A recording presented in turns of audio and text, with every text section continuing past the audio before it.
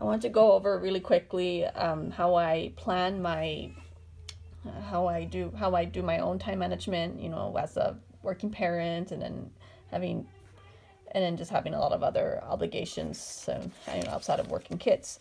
So the main thing I want to stress is that it's not so much the planner that you use. Planning is really learning how to use one calendar and make it into one focus tool. And you don't need a separate, a separate planner for kids, a separate planner for your work, and then one for home.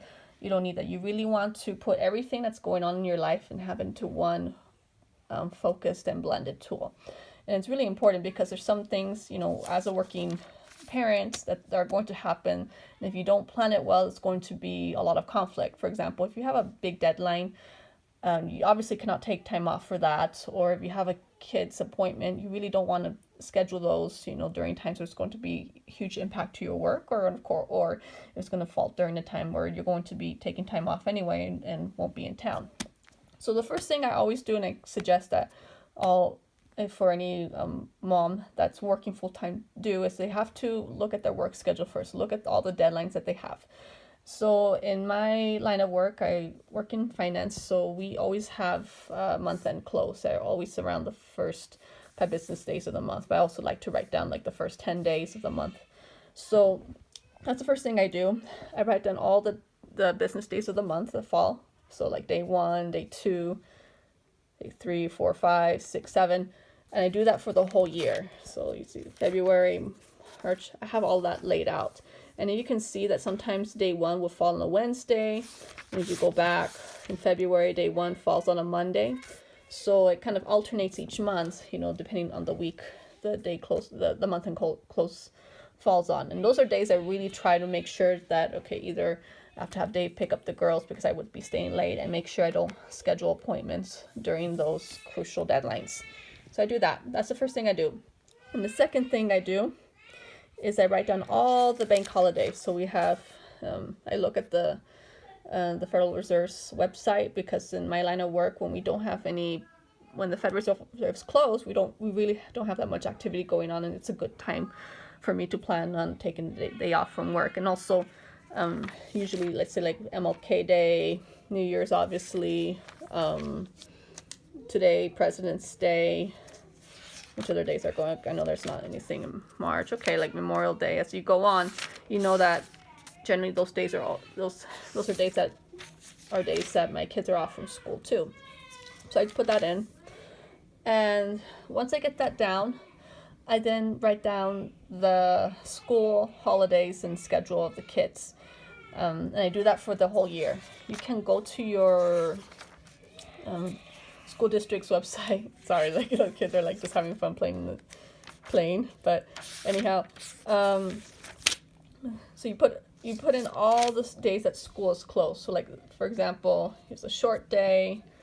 I know that I don't put when kids are off of school on holidays, because I know they'll be off. And then I put all the short days and any day off that they have. So like, for example, spring break, short day, just everything that kind of falls in. Because once I have that down, and when I need to schedule appointments for the girls, let's say, for example, we had, so we had a well baby visit for my daughter. We also had a dental appointment for Tori as well. But when I looked at those appointments, I'm calling on the phone.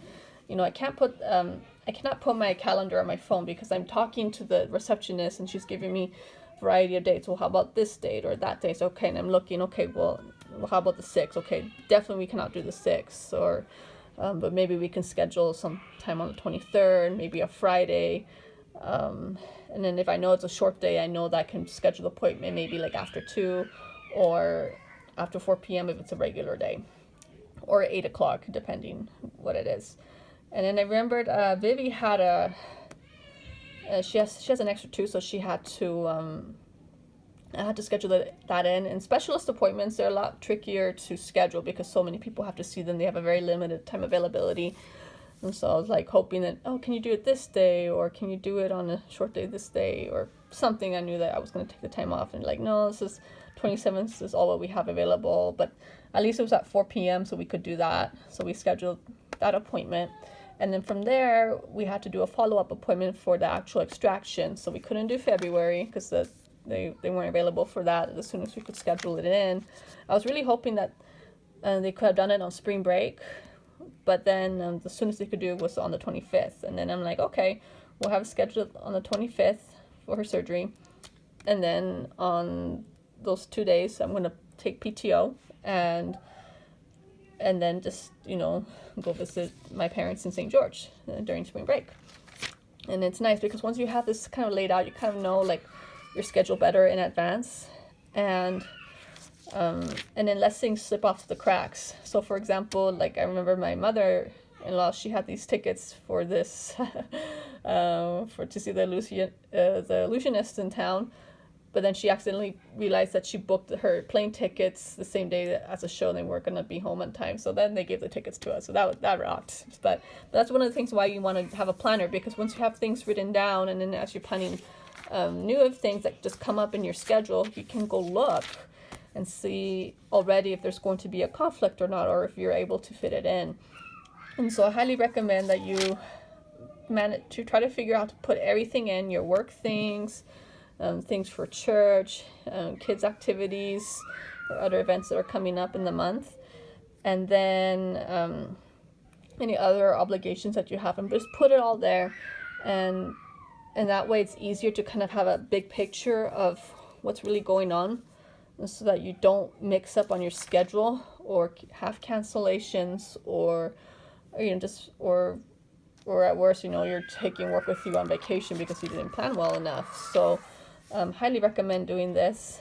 I think that's like the most important thing, is learning how to use one calendar and blend your life into one focus tool.